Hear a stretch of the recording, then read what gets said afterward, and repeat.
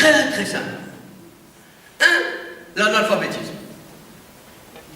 On peut discuter, est-ce que le gouvernement calcule 35%, d'autres calculent 45%, peu importe. Nardou le plus bas, Nardou 30%. En 50 ans, on s'est amélioré de 20-30 points. Est-ce qu'on peut imaginer que en moins de 5 ans, on peut résorber ça, même si on fait le paquet. D'abord on dit, je pars de l'idée, mais là demain, on a un gouvernement qui veut mettre vraiment le paquet, qui veut mobiliser la population, qui veut faire tout ce qu'il faut. On ne peut pas imaginer que en 5 ans, en moins de 5 ans, on va en finir avec l'analphabétisme. Le taux de déscolarisation, notamment en milieu rural. Vous savez qu'on vous dit 96%, 90%, 17% de scolarisation. Bien. Ce qu'on oublie de vous dire, c'est que ça, c'est des chiffres qu'on calcule à l'entrée. Juste la rentrée. Mais allez en milieu rural. Nous sommes le mois de début décembre. Allez en milieu rural, allez dans les écoles. Et vous allez voir que régulièrement, dans chaque école, mais il y a déjà un tiers, un quart, peut-être plus, d'enfants qui ont déjà quitté, qui ne reviennent pas. À l'aise. Toutes sortes de problèmes. Ça va des problèmes objectifs, les distances, la cantine, les toilettes pour les jeunes filles, par exemple, à la qualité de l'enseignement, à la nécessité pour les enfants de travailler avec les parents, pour les aider à se nourrir. Un tas de questions qui font que, objectivement, les enfants, une bonne partie des enfants quittent. Ça veut dire quoi? Ça veut dire que là aussi, c'est des problèmes qui sont dans la société, ce sont des problèmes structurels. Et c'est pas parce que du jour au lendemain, on va décider de mettre le paquet là-dessus qu'on va régler le problème. Bref, je pourrais encore... Alors, je ne vous parle pas de la qualité de l'enseignement, je ne vous parle pas des taux d'échec dans le secondaire, je ne vous parle pas du problème de l'enseignement supérieur, vous ne le savez que trop. Bref, vous voyez bien que tous ces problèmes, je vous dis, ce sont des problèmes que nous avons devant nous sur 5 ans, 10 ans. Et je ne veux pas être pessimiste. Ce n'est pas parce que j'ai envie de vous démoraliser ce soir que je vous raconte ces choses-là. Mais malheureusement, ne pas vous dire la vérité, c'est ça qui serait vous raconter des histoires. Alors, moi, au-delà de tous ces problèmes, je préfère prendre pour, à mon avis, synthétiser là encore une fois le problème des inégalités dans ce pays. Et c'est un facteur qui est assez, c'est un élément qui est assez, à mon avis, qui est assez objectif. Il est officiel, donc il n'est pas de moi.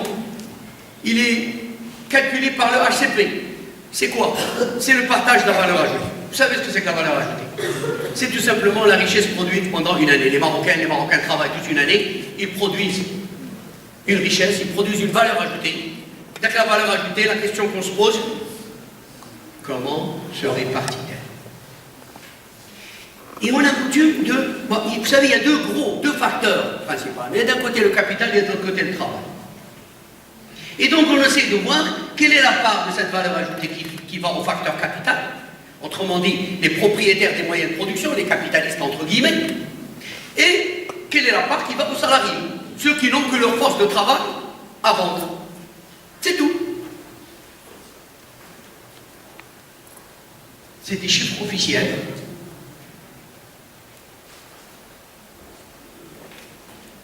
Voilà. Un tiers, deux tiers. Alors, bien sûr, on pourrait me dire, mais oui, mais la population salariée, elle n'est pas aussi... Parce que là, je vous fais une comparaison avec la France pour vous permettre de... Parce qu'a priori, comme ça, vous pourriez... C'est peut-être pas... Moi, je croyais que c'était évident. Mais apparemment, il faut que j'explique. Pour vous permettre de faire une comparaison, en France, le partage est exactement l'inverse. C'est-à-dire que la force de travail, les salariés, ont 2 tiers de la valeur ajoutée et le capital a 1 tiers de la valeur ajoutée. Au Maroc, vous voyez que c'est exactement l'inverse. 2 tiers pour le capital, 1 tiers pour les salariés. Bon, c'est un partage qui est quand même assez curieux. même si, je vous dis, on pourrait me dire, oui, mais la population salariée au Maroc n'est pas aussi importante qu'en France. Oui, c'est vrai. C'est vrai. Mais même si on compte cela, croyez-moi, cette répartition, en fait, veut tout dire. Elle donne la mesure de l'ampleur des inégalités dans la répartition du fruit de la croissance. Parce que c'est ça le fruit de la croissance. On travaille tous pour quoi faire? On travaille tous pour produire quelque chose. Et ensuite, on se pose la question, celui qu'on a produit, où va-t-il? Réponse. C'est ça, c'est aussi simple que ça. Donc, c'est une inégalité considérable. Alors, je pourrais vous parler des inégalités spatiales.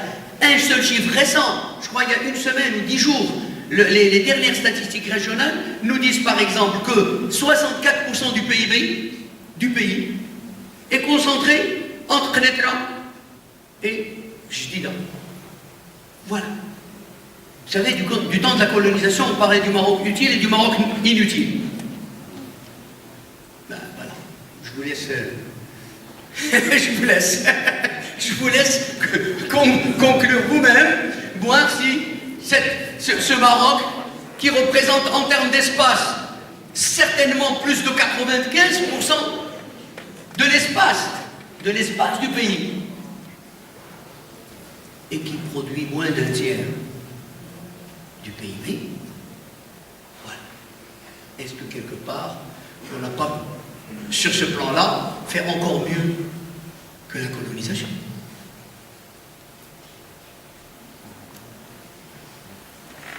J'arrive enfin à la production. Il faut bien qu'on parle un peu de production quand même. La production, malheureusement, je vais dire là, rien de nouveau. Je vais dire ce que je vais vous dire. D'abord, croyez-moi, j'aurais pu faire cette conférence, et ça, moi ça me désole, mais c'est comme ça. J'aurais pu faire cette conférence il y a 5 ans, il y a 10 ans, j'aurais dit à peu près la même chose. Qu'est-ce que j'aurais dit? J'aurais dit, on a une croissance, un régime de croissance, à la fois insuffisant et volatile. Qu'est-ce que ça veut dire insuffisant? Qu'est-ce que ça veut dire volatile?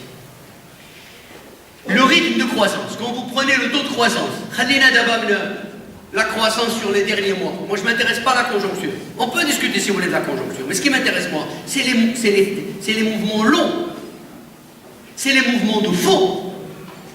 Quand on voit la croissance sur 15, 20, 30 ans, qu'est-ce qu'on voit? On a fait dans le cadre du rapport du cinquantenaire, on a fait des taux de croissance moyens sur 50 ans. Qu'est-ce qu'on a trouvé?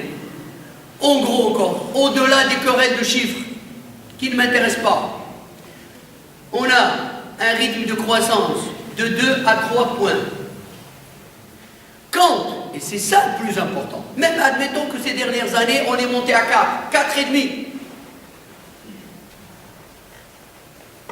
Le plus important, c'est de se poser la question et de se dire, 1, est-ce que ce rythme de croissance est suffisant pour absorber la force de travail de contre compte avec la main-d'œuvre qui arrive chaque année sur le marché du travail?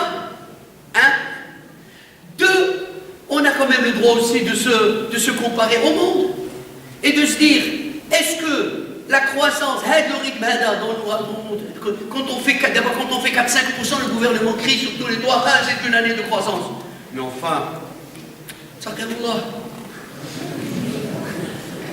est-ce que vous savez que la Chine ou la même l'Inde, les pays, on peut se comparer avec eux. Je nomme les pays quand même. Bon, on peut se comparer. Je nomme la Tunisie, la Turquie. Quand même, on peut se comparer à la Turquie. La Malaisie, l'Indonésie, le Chili. Voilà des pays, on peut se comparer avec.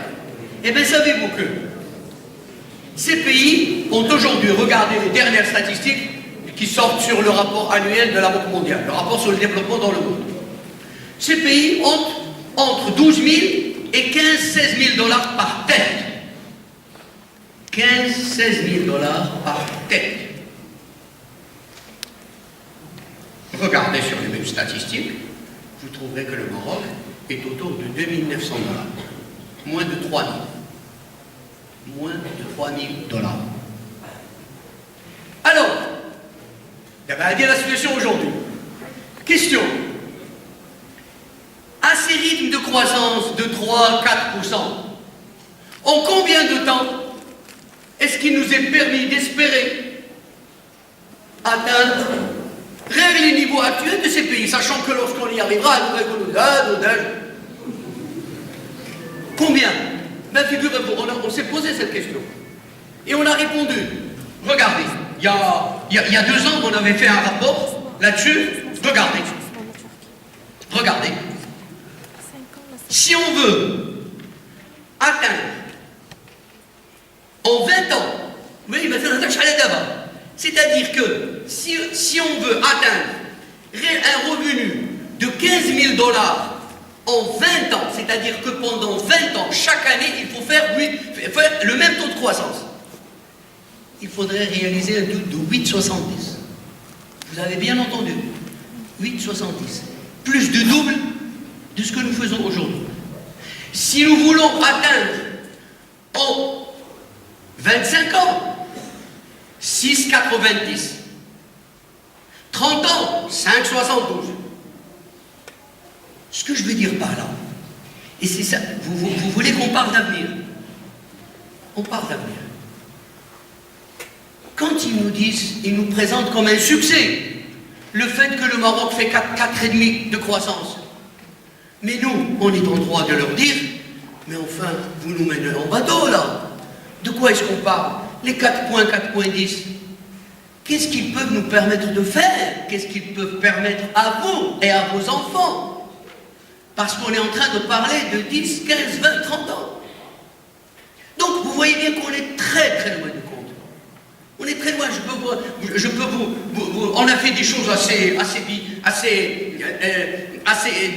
des calculs assez, par exemple, c'est-à-dire on a dit, regardez en bas, c'est-à-dire au rythme actuel, c'est-à-dire le rythme de croissance qu'on nous dit avoir en ce moment. Au rythme de croissance actuel, par exemple, on a trouvé que à ce rythme, donc, il faudrait au Maroc 31 ans pour atteindre le niveau actuel de développement de la Tunisie. Voilà, la Tunisie, 31 ans. 65 ans, celui de la Malaisie. 29 ans, celui de la Corée. Et 2 siècles, les USA. Vous voulez parler d'avenir, on parle d'avenir. Vous voyez bien que... Alors, qu'est-ce que je retire de tout ça? Qu'est-ce que je veux tirer de tout ça? La valeur pédagogique de ce que je suis en train de vous dire, je suis rien. Ah, c'est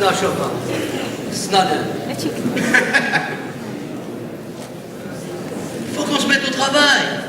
Il faut qu'on double au moins le taux de croissance. À moins de 7-8%, on n'existe pas. Voilà la seule conclusion qu'il faut.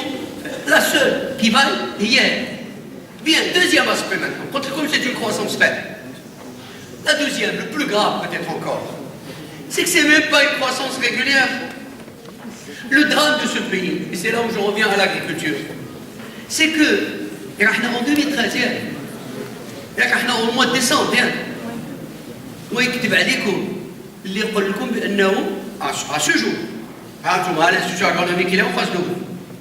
Allez voir les agronomes. Il n'y en a pas un qui va vous dire, aujourd'hui, espérons que ça continuera. Mais à ce jour d'aujourd'hui, personne de sensé ne peut vous dire si la campagne agricole de cette année va être bonne. Pourquoi? Parce que tout se passe au mois de mars. Mais je suis d'abord. Comme on dit, c'est au mois de mars où ça passe ou ça casse. Or, malheureusement, que de fois, l'année commence très très bien. Les gens sont contents, les agriculteurs d'ailleurs, parce qu'ils investissent. Et après, arrive le mois de mars, il ne pleut pas, c'est la catastrophe.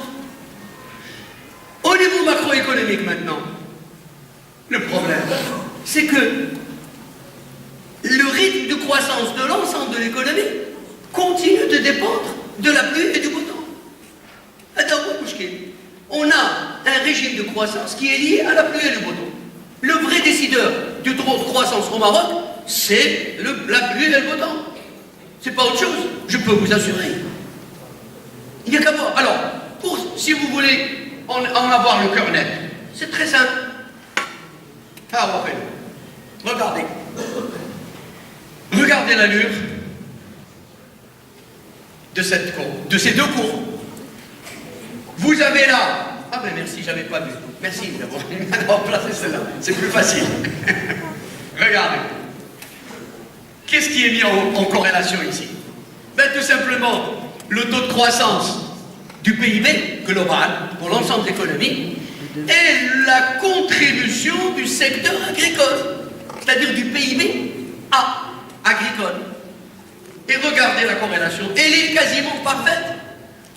Ça veut dire que l'année où le PIB agricole, donc il pleut, l'année agricole est bonne, tout va, et l'inverse malheureusement est vrai aussi. Et ça se vérifie encore cette année. C'est un graphique que j'actualise chaque année, j'actualise depuis 10 ans le marché. Et malheureusement, chaque année, je suis là à me dire, j'espère que cette année, je vais être démenti. Je vous assure. Pour l'instant, ce n'est pas encore le cas.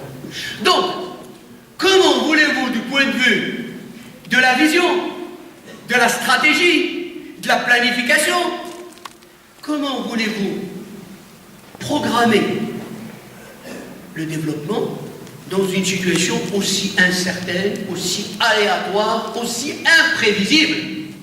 Comment? C'est évident que l'élément de fragilité qui s'impose à nous fait que il n'y a pas de visibilité entre nous. Franchement, souvent on est en train de reprocher aux responsables, etc., qui n'ont pas de visibilité. C'est vrai. Mais, honnêtement, quelle visibilité voulez-vous qu'il puisse avoir s'il faut qu'il attende le mois de mars pour savoir réellement ce qui va se passer en juin? Là-bas, il faut être honnête. Là, il y a des contraintes réelles. Bon, évidemment, c'est pas tombé du ciel, c'est le cas de le dire. La situation, elle est le produit d'une politique. Mais ça coupe chez parce que d'autres pays, je reviens à la Tunisie, mais pour rester dans des pays qui ont les mêmes conditions pédoclimatiques. Mais la Tunisie, maintenant, j'ai la situation. Parce qu'ils ont réussi à renforcer ce qu'on appelle le PIB non agricole, de manière telle que c'est lui qui détermine la croissance. Non, on n'a pas réussi. Le PIB agricole continue à être hégémonique, tellement prédominant qu'il continue à nous dicter sa loi. Et ça, en soi, c'est un échec de toute la politique agricole. Alors, avançons. Je passe. Alors, ça, c'est un tableau qui montre un peu les contributions des différents, des grands agrégats à la croissance. C'est-à-dire, qu'est-ce qui explique la croissance? J'ai ici des chiffres jusqu'à 2007, cet après-midi, pas plus long que cet après-midi. J'ai fouillé un peu dans les rapports, les dernières publications, et j'ai trouvé les chiffres sur une période assez intéressante. C'est-à-dire 99, 2011, et puis 2011 à part. Hein. C'est les dernières statistiques, d'ailleurs, qui figurent sur le rapport économique et financier de la loi de finances 2013. Qu'est-ce que nous disent ces chiffres? Et ça, c'est un grand paradoxe, croyez-moi. Si vous voulez comprendre un peu la logique du modèle de croissance, ou l'un des grands choix du modèle de développement du Maroc, il suffit simplement de garder en tête le fait que, et c'est des choix qui ont été faits dans les années 70-80, ça ne date pas d'hier, hein. Si vous voulez, d'une part, on a fait le pari sur le secteur privé. On a dit, nous sommes un pays libéral, nous sommes pour l'économie de marché, nous ne voulons pas des économies étatisées, communistes. À l'époque, on parlait d'économie communiste, etc. Nous, on veut être un pays, économie de marché, pas de problème. C'est le secteur privé qui va être le moteur de la croissance. Alors, premier grand choix. Le deuxième grand choix, le grand pari, on a dit, nous voulons une économie intégrée à l'économie mondiale. La locomotive du développement, c'est les exportations. Donc on va développer les exportations, et les exportations vont nous permettre de collecter suffisamment de ressources, suffisamment de devises pour promouvoir le développement. Donc, double pari. Sur le secteur privé, le marché, sur l'extérieur. 30 ans, 40 ans après. Résultat. Qu'est-ce qu'on sent? Qu'est-ce qu'on constate? Paradoxal. Regardez le taux de formation brute de capital fixe. Pour faire simple, le taux d'investissement. Le taux d'investissement au Maroc, il faut le dire, sur les 5 à 10 dernières années, c'est accru. Il est, si vous voulez, il était pendant longtemps, il était stagné autour de 21-22%, il est actuellement au-dessus de 30%. Je peux vous dire, c'est un taux très honorable. Il faut le reconnaître, c'est un taux très important. Simplement, on a envie de se dire, qui est derrière ce taux d'investissement?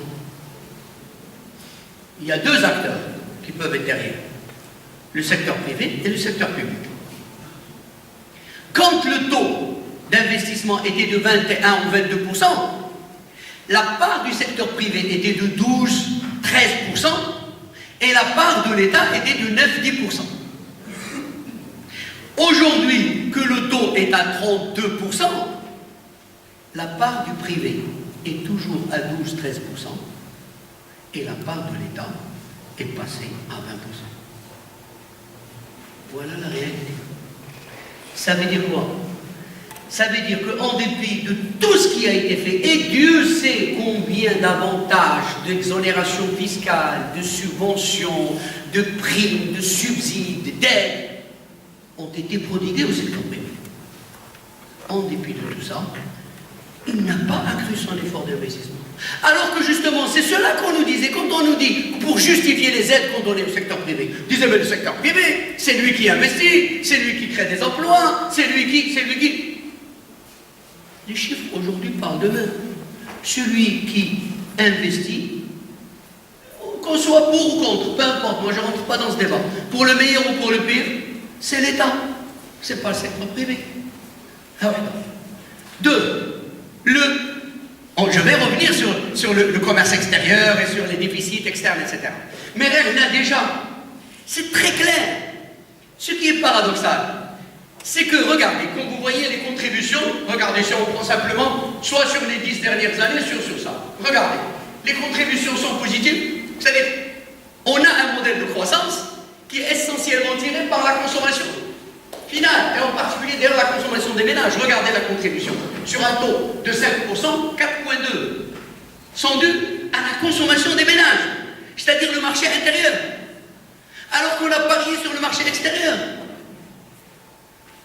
Regardez les exportations et les importations. Les importations, regardez, ils sont négatifs, c'est-à-dire qu'au lieu que le commerce extérieur, le solde, vous le voyez bien, il est négatif. Autrement dit, le commerce extérieur qui devait être une locomotive de croissance est devenu un frein, un obstacle. C'est le commerce extérieur qui plombe l'économie aujourd'hui. C'est quand même curieux. Après avoir tellement mobilisé de ressources sur ces deux paris, le marché et l'extérieur, on se retrouve dans une situation où précisément ce sont ces deux-là qui plombent l'économie marocaine. Et je répète, c'est pas moi qui dis ça, c'est les chiffres. C'est quand même curieux. Donc, vous voyez bien que, encore une fois, je n'essaie pas de faire des jugements personnels avec des a priori. J'analyse les chiffres officiels et je vous montre les réalités. Aujourd'hui, le commerce extérieur plombe l'économie marocaine et je vais y revenir pour vous donner des chiffres. Alors, passons maintenant donc